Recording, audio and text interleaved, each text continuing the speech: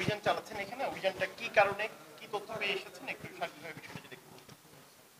আমাদের কাছে গোপন তথ্য ছিল যে এই বাকুলিয়ার এই এলাকার এই বিল্ডিংটার মধ্যে একটা ফ্ল্যাটে অবৈধভাবে নকল কারেন্সি তৈরি করা হচ্ছে।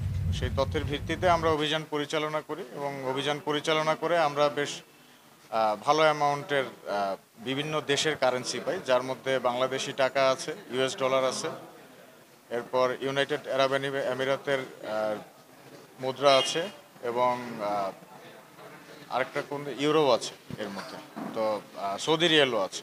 তো মোটামুটি 5টা দেশের মুদ্রা এখানে আছে।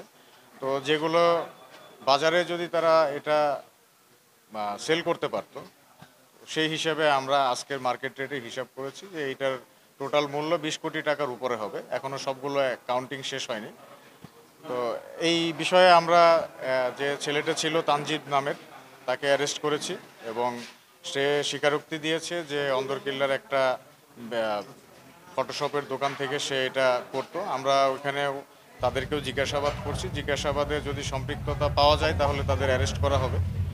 আর আমরা খুঁজে দেখছি যে আরও কেউ কেউ সম্পৃক্ত আছে কিনা। এটা একটা চক্র, যেটার একটা গ্রুপ সিলেটে আজকে সকালে ধরা পড়েছে এবং আরেকটা গ্রুপ এখানে ধরা পড়েছে। তো সে আমরা একটা অভিযোগ, মানে সে নিজে বলছিল যে সে আসলে জাল নোট না, সে দারাজও বিক্রি করে অনলাইনে বিভিন্ন প্ল্যাটফর্মে শুটিং এর কাজে বা যে ইউজ হয় এরকম বলছিল। এই বিষয়টা কি একটু আসলে এটা একজন আসামি যখন ধরা পড়ে তখন সে বিভিন্ন ধরনের উত্তর দিয়ে থাকে। সে দাবি করছিল যে প্রথমে বলেছে এটা শুটিংয়ের জন্য। তো তাকে জিজ্ঞাসা করেছি যে কোন সিনেমা বা কোন নাটকে এই তোমার এই মুদ্রা চলেছে, এটার নাম বলো। তো সে কোনো সিনেমা নাটকের নাম বলতে পারে না, বললো এমনিতেই লোকজন ভিডিও করে তারা নেই। তো এইটা আসলে একটা ফেক স্টেটমেন্ট। তো এইটার উপর ভিত্তি করে কিছু বলাটা ঠিক হবে না।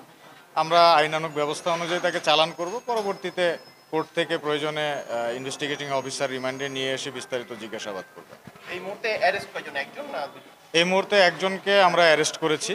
আর ছাপাখানার ব্যাপারটা আমরা এখনো কনফার্ম না, কারণ এই ছেলেটা বলেছে, এখন ক্রস চেকিং করে আমাদের দেখতে হবে। যদি নিশ্চিত হয় সেই ক্ষেত্রে হয়তো তাদেরকেও অ্যারেস্ট করবো।